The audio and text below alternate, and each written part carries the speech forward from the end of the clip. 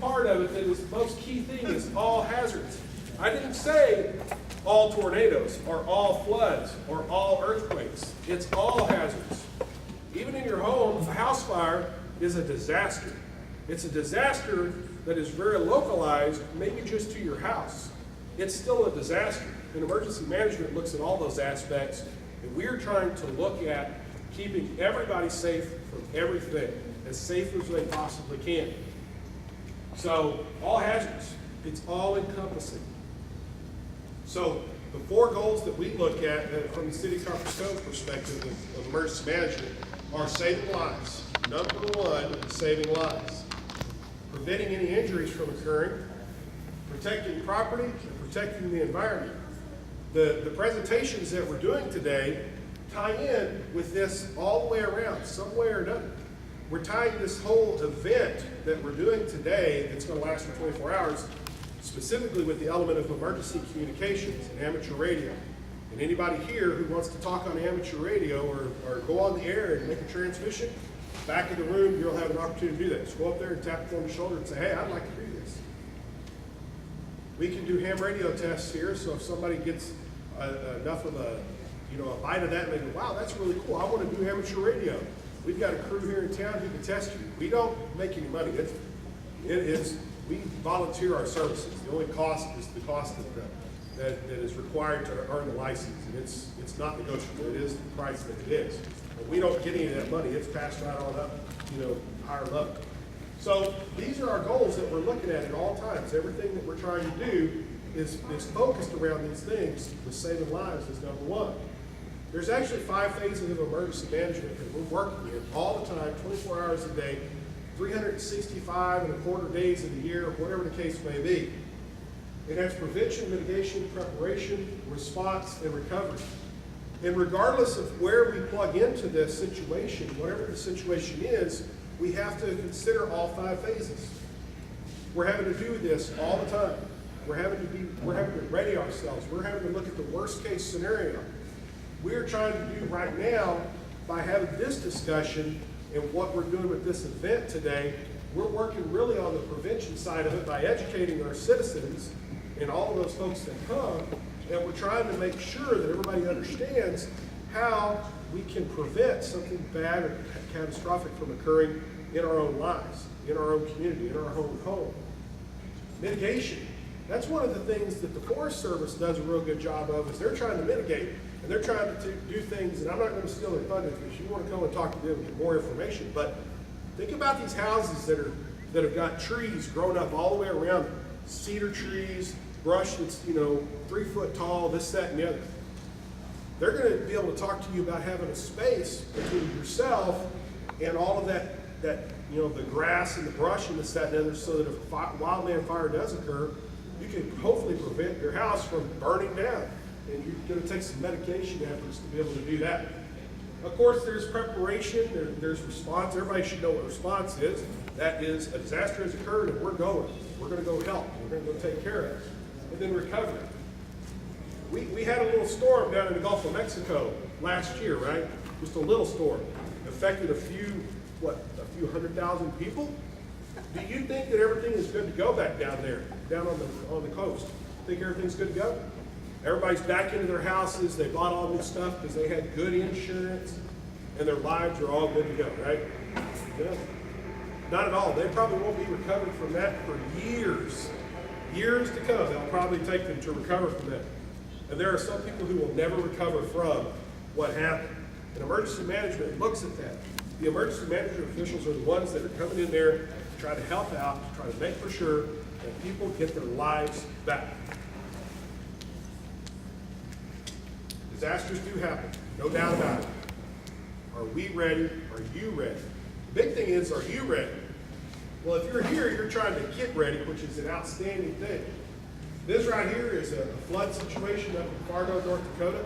You can go on the internet and find tons and tons of pictures of something bad that's happened. It doesn't have to be something like this. It can be anything that you could possibly imagine. What about your bank account getting cleaned out because you went to a gas pump and you slid your card, and now you have no money? Is that a disaster? Heck yeah, it is. That is a personal disaster. And that's part of what our emergency management role is to prepare everybody for any situation that they could encounter. And be able to say, hey, have you thought about it?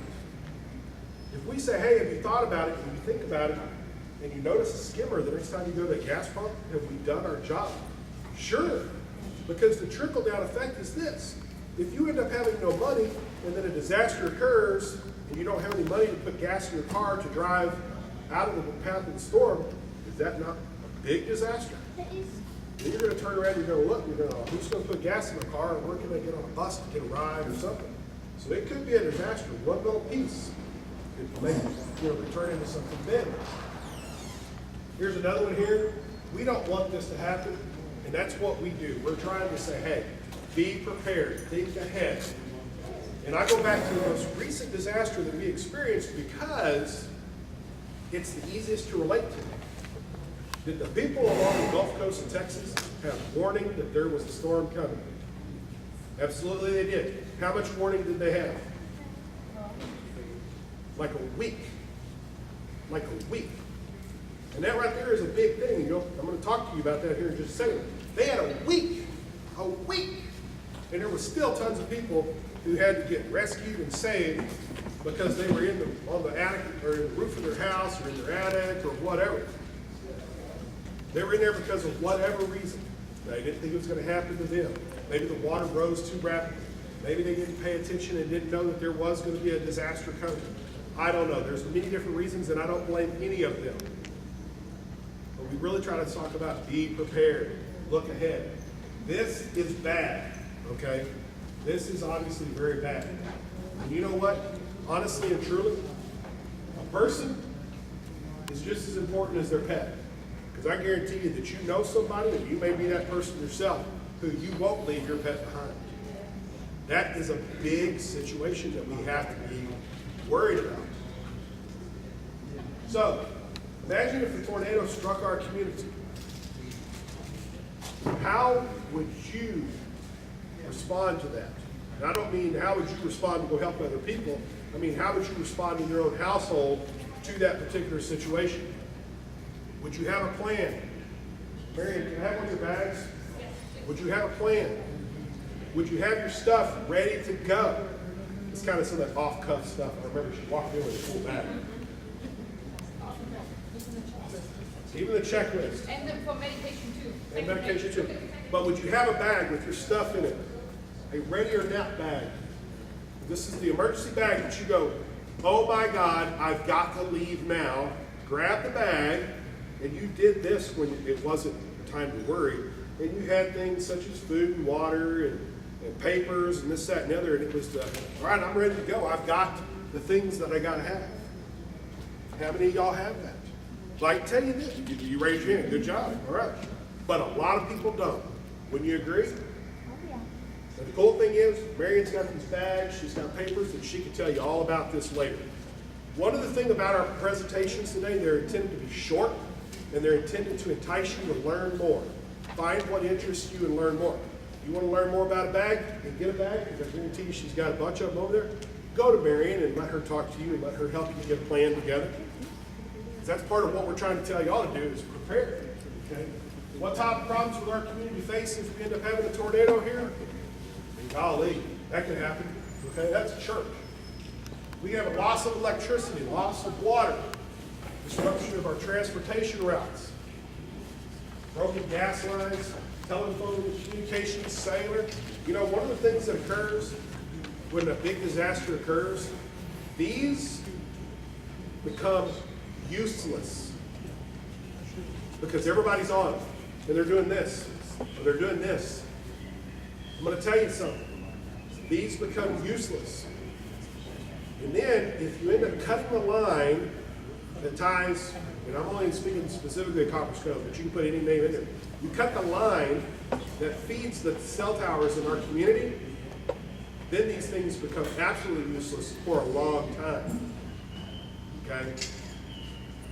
Backup communications.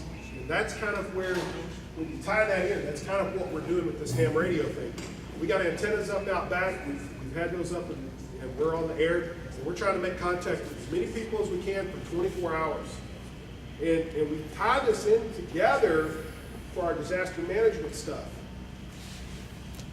The ham radio doesn't have to cost a lot of money, but it is very reliable. We're going to send an email from over there to the State of Texas Operations Center to say, hey, this is a test. If we have a disaster here, can you send help? They're sending an email, but they're sending it over the radio waves. It's going to have nothing to do with the internet nearby. They're going to send a message either 50 miles away or they're going to send it to Mexico City. I don't know which one, maybe both, from here over the radio for us to get help and for us to have communication. And that's a big backbone of what this event is tied with. That's why we're going to be here for 24 hours. So these are things that we look at. These are very important things that we look at. So what is the government's responsibility in an emergency? Well, one of them is preparing you all, educating you all, getting the word out and letting you know if a disaster occurs, we're going to be here to do anything that we possibly can to try to help you. But I can assure you of this, depending upon the magnitude of the disaster, it may take a while before you get the help that you feel like or you feel like you need. Because simply stated, we just don't have that many people out there. Not just in this town, but every town around there. It's not going to be, hey, I had a bad disaster, I need some help. And FEMA and the city and police and fire and EMS all show up ready to provide to you. Because if it's you that has got a situation, there's probably 1,000 other people that's got a situation too. They're all important to us, but we got to pick somebody first. And I don't know always who that's going to be. So we do have a responsibility to provide. We have a responsibility to have an emergency management plan. And we have an emergency management plan. By state law, by federal law, there are certain people who are tasked with emergency management. The president is the top dog. Of course, he delegates that down to somebody who's probably, better prepared and ready to handle it because he's busy doing presidential stuff, whatever that is. State level, who's in charge of emergency management at the state level? Anybody know? The governor. Do you think the governor is up there doing all the stuff and whatnot? No, he's got somebody that they count upon to handle that, an expert in that area. There's chairs in front if you'd like to come up there. County level, who's in charge, who is responsible, legally responsible at the county level for emergency management? The judge. Do you think the judge does that? No. The judge delegates that to an individual who has got that education and expertise to be able to help and make the judge aware of the situation. Now that we're coming down one more level, it's the last level in the government stance. Who's responsible at the city level for our emergency management in this town? The mayor. Okay. Do y'all know what the mayor looks like? Do you know who he is? You do? Is he here? Are you sure? He's right there. That is Mayor Frank Seffrood. He is actually in charge of the emergency management for the city of Copperas Cove. Good job, ladies. I'm very proud of you. So by law, Local Government Code, Chapter 418, he is automatically, the moment that he stands up there and says, I promise I will do whatever, and he takes the oath of office to be the mayor, he is immediately the emergency management director for our community. Immediately, that moment. The mayor has some very important things to do, right? So the mayor, by law, has the ability to designate the authority of the emergency management stuff, and he designated it to me. I handle the emergency management activities for the city of Copperas Cove. I'm the emergency management coordinator. He's the emergency management director. Now, I have a group of individuals who help me with emergency management because it is quite a large task. Because I need to be responsible for everybody in the community. I need to be able to make sure he knows what's going on and make for sure that any decision he has to make, he's got full information and knowledge. Okay? So I rely upon a group of people to help me. I have an assistant emergency management coordinator, and he is Jeff Stoddard, and he's deputy police chief with the police department, so we got both sides covered, okay? And then I rely upon a group of other individuals who volunteer their time. They do it for free, and they're the emergency management volunteer group. I got 4 of them. One of them is sitting right there. There's another one sitting right here. There's a nice young lady right there. Raise your hand, Priscilla. Go ahead, raise your hand like you don't care. All right. And then the gentleman right over there, okay? That is Bud. Those 4 individuals are volunteers for the community, and their expertise and their field of interest is emergency management. And those 4 individuals help me. They're the ones who helped put this event on and so forth and so on. And this is a new program that we actually started last year. And it is completely and fully supported by the city. And there's things that we've been involved in that y'all haven't seen, but we're taking an active role to make sure our citizens in this community are safe as they can be. Emergency management is a big partnership between the feds, the state, local, also private organizations. Y'all hear of the Red Cross and the Texas Baptist Med and HEB and many other organizations that aren't government organizations that help out in disaster.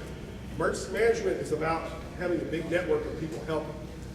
So the food that you eat if you have a disaster might not have come from the city or the county or the state. It might have come out of HEB because they have a heck of a disaster operation going on that they help out, as well as many other organizations. Now, a lot of emergency management is knowing who to call on to be able to help. Local government does have the responsibility for emergency management activities in our own backyard. We best understand all the potential hazards in our community. So if the feds show up, if the state people show up, they're going to come in here and they're going to look at the mayor, they're going to look at me, and our group of folks, and they're going to say, what do you need? They don't come in here and say, all right, we're in charge and we're about to handle it. They come in and ask us what we need. And that's when the mayor comes in and he does whatever appropriate